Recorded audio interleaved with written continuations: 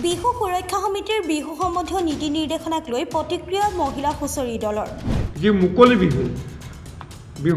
যি মুকলি বিহু আৰু হুঁচৰি গতিকে এই দুটা বস্তু একত্ৰিত হোৱাটো বিহু সুৰক্ষা সমিতি অসমে কোনো কাৰণতে নিবিচাৰে হুঁচৰি যিটো ঐতিহ্যৰ পৰম্পৰা যিটো হুঁচৰিৰ বৈশিষ্ট্য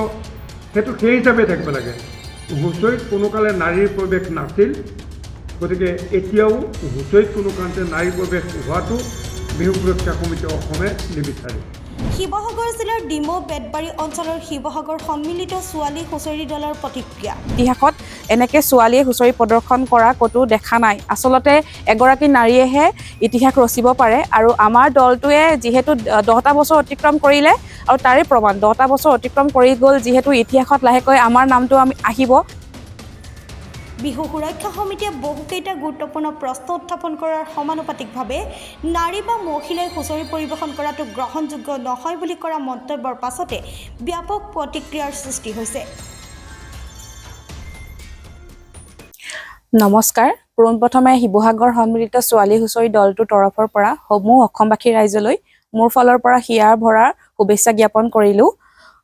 যিটো প্ৰশ্ন উত্থাপন কৰা হৈছে বৰ্তমান সময়ত আচলতে এই প্ৰশ্নটো শুনাৰ পিছত আমাৰ যথেষ্ট বেয়া লাগিছে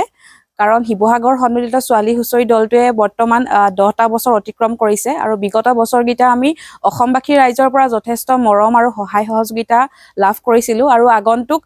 বছৰতো আমি লাভ কৰিম বুলি আশা কৰিছোঁ যিহেতু আমাৰ অনুষ্ঠানসমূহৰ পৰা প্ৰগ্ৰেমবিলাক আহি আছে আৰু সেইকাৰণে আমি বৰ্তমান এতিয়া আমাৰ প্ৰেক্টিছৰ স্থানতেই আছোঁ আৰু তাৰ মাজতে আজি বিহু সুৰক্ষা সমিতিৰ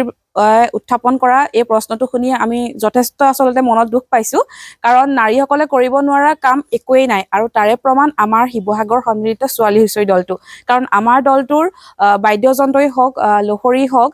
নাচনী নাচ গান সকলোখিনি ছোৱালীয়ে কৰি আহিছে আমাৰ দলটোত ল'ৰাটো নাই বৰ্তমান সময়ত আমি বহুতবিলাক হুঁচৰি দল দেখিছোঁ য'ত ল'ৰা ছোৱালীয়ে একেলগে হুঁচৰি প্ৰদৰ্শন কৰে আৰু কিছুমানত বহুত সমস্যাৰ সন্মুখীন হোৱা দেখা যায় কিছুমানৰ মাক দেউতাকে ঘৰৰ পৰা পাৰ্মিশ্যনো নিদিয়ে কিন্তু আমাৰ দলটোৰ লগত তেনেকুৱা একো সমস্যাৰ সন্মুখীন আমি আজিলৈকে হোৱা নাই বহুত ধুনীয়াকৈ আমি হুঁচৰি পৰিৱেশন কৰি গৈ আছোঁ আৰু আগন্তুক বছৰতো গৈ থাকিম তাৰ মাজতে এষাৰ কথা ক'লে তেওঁলোকে ক'লে যে ইতিহাসত এনেকে ছোৱালীয়ে হুঁচৰি প্ৰদৰ্শন কৰা ক'তো দেখা নাই আচলতে এগৰাকী নাৰীয়েহে ইতিহাস ৰচিব পাৰে আৰু আমাৰ দলটোৱে যিহেতু 10টা বছৰ অতিক্ৰম কৰিলে আৰু তাৰে প্ৰমাণ 10টা বছৰ অতিক্ৰম কৰি গ'ল যিহেতু ইতিহাসত লাহেকৈ আমাৰ নামটো আহিব কাৰণ আমাক দেখি আৰু 10টা দল বৰ্তমান সময়ত অসমত আমি দেখা পাইছোঁ ছোৱালী হুঁচৰি দল আৰু সেয়াই আচলতে প্ৰমাণ তেওঁলোকক ক'বলৈ বেলেগকৈ আৰু কোনো প্ৰয়োজন নাই আৰু আমাৰ দলটোৱে বৰ্তমান সময়ত অকল হুঁচৰি বুলিয়ে নহয় আমাৰ প্ৰত্যেকগৰাকী সদস্যই আৰু বেলেগ বেলেগ স্থানত কৰ্মৰত হৈ আছে কিছুমানে আপোনাৰ বেলেগ সাংস্কৃতিক জগততো কৰ্মৰত হৈ আছে আৰু তাৰ মাজতে আমি বিহুখনি ধৰি ৰাখিবলৈ চেষ্টা কৰি আহিছোঁ কাৰণ নাৰী আৰু পুৰুষ বুলি কোনো বিভেদ নাই সকলোৱে অসমীয়া সংস্কৃতিটো ধৰি ৰাখিব পাৰে আৰু সেই ভাবি আমি অসমীয়া সংস্কৃতিটো ধৰি ৰাখিবলৈ যিমান পাৰোঁ কষ্ট আৰু চেষ্টা কৰি আহিছোঁ আৰু অসমবাসী ৰাইজৰ সহায় সহযোগিতা এনেকৈ লাভ কৰিম বুলি আশা কৰিলোঁ আমাৰ ইয়াত থকা বহুতগৰাকী সদস্যই বেলেগ বেলেগ নৃত্য প্ৰদৰ্শন কৰে একক নৃত্য প্ৰদৰ্শন কৰে শিৱসাগৰ পৰা মুছাবিৰ ৰিপৰ্ট প্লট টাইম ডিজিটেল